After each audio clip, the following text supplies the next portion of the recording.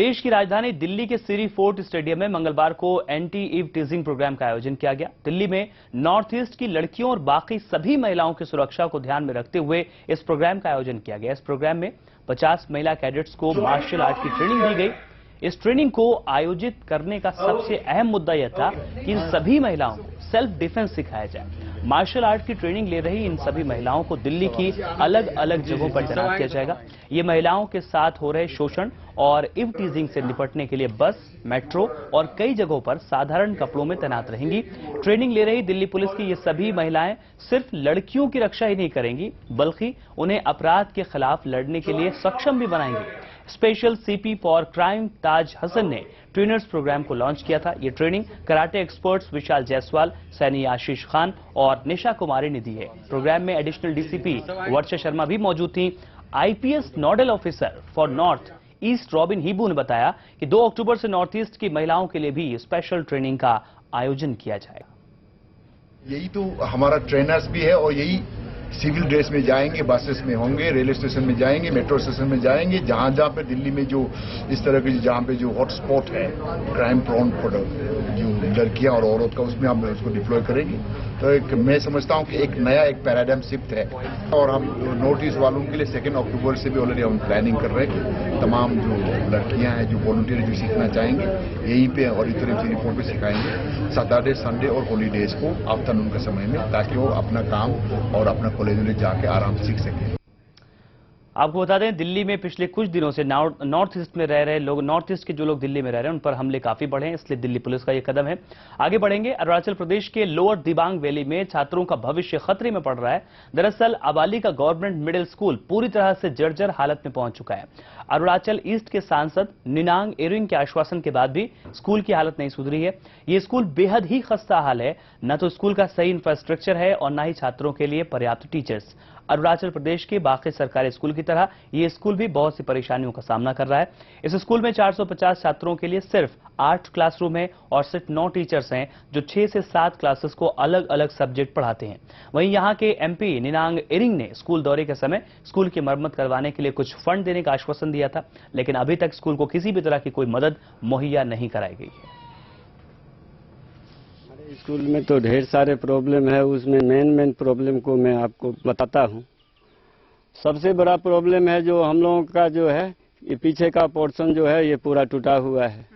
खिड़की, वेंटिलेटर एकदम पूरा जो है खत्म है और वाल भी जो है गिरने वाला है, जिसके कारण जो है बरसात के दिनों में बाहर का पानी अंदर में हमेशा गिरते रहता है और पढ़ाई के टाइम में बच्चे छाता लगा करके पढ़ते हैं। और दूसरा प्रॉब्लम ये है कि हमारे स्कूल में टीचर का भी कमी है। नॉर्थ ईस्ट के राज्य अरुणाचल प्रदेश में आधार कार्ड बनाने का अभियान लगातार जारी है। राष्ट्रीय जनसंख्या रजिस्ट्रेशन का काम बायोमेट्रिक नामांकन प्रक्रिया के तहत ईटानगर में किया जा रहा है। अरुणाचल प्रदेश की राजधानी ईटानगर के 120 ब्लॉकों में रह रहे लोगों के लिए आधार कार्ड बनाए जा रहे हैं। रजिस्ट्रेशन का यह काम जनगणना ऑपरेशन विभाग द्वारा आयोजित किया गया है। इन नामांकनों के पूरा होने के बाद सभी को आधार कार्ड के जरिए जोड़ा जाएगा, जिससे राज्य में फेक आईडी के इस्तेमाल की गुंजाइश भी कम हो जाएगी। एनरोलमेंट प्रोग्राम के मॉनिटरिंग इंचार्ज रवि शर्मा ने अरुणाचल प्रदेश के सभी लोगों से अपील की कि वो उस अवसर का फायदा जरूर उठाएं।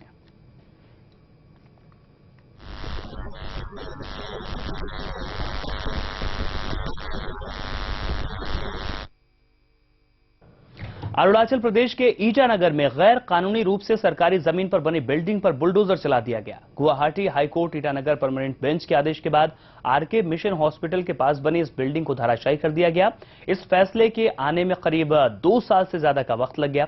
आपको बता दें कि ईटानगर में गैर कानूनी रूप से सरकारी जमीन पर बिल्डिंग बनाने वालों से गंभीरता से निपटा जा रहा है। पिछले काफी दिनों में ऐसी कई इमारतों पर बुलडोजर चलाए गए जो गैर कानूनी रूप से सरकारी जमीन पर बनाई गई थी, और अब एक बार फिर से सरकारी जमीन पर गैर कानूनी तरीके से बनी इस बिल्डिंग पर बुलडोजर चलाया गया।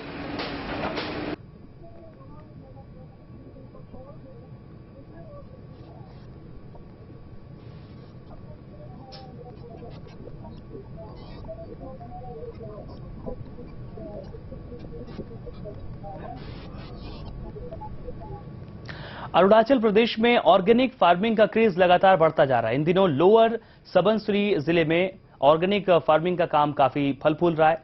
लोअर सबनसिरी जिले में जीरो एक ऐसी जगह है जो आपातानी जनजाति द्वारा दी गई कृषि तकनीकों के लिए बेहद मशहूर है।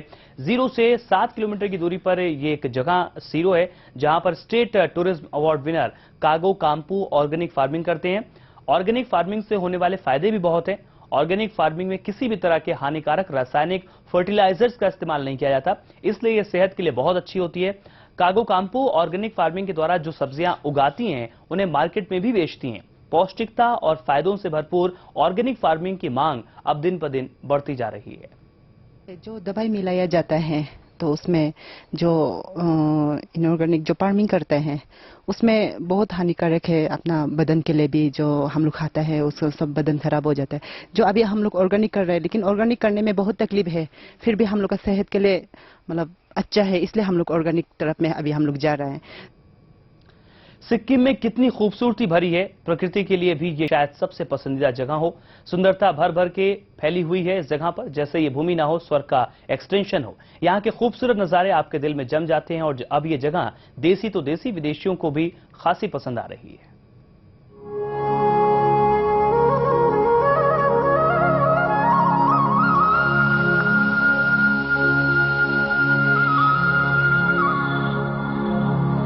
उगते सूरज को प्रणाम करना हो तो, डूबते सूरज को अलविदा कहना हो तो सिक्किम से बढ़कर कोई और जगह नहीं हो सकती।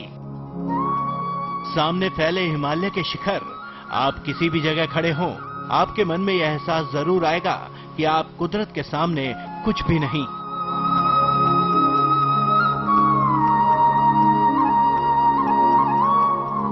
वैसे तो भारत में घूमने के लिए कई जगह हैं जहां पर्यटक बड़ी मात्रा में भी आते हैं और दिल खोलकर वहां का आनंद भी उठाते हैं। लेकिन इन दिनों पर्यटन के लिए सिक्किम सबसे पसंदीदा जगह बनता जा रहा है, जहां देसी ही नहीं विदेशी पर्यटक भी पूरा लुत्फ उठा रहे हैं।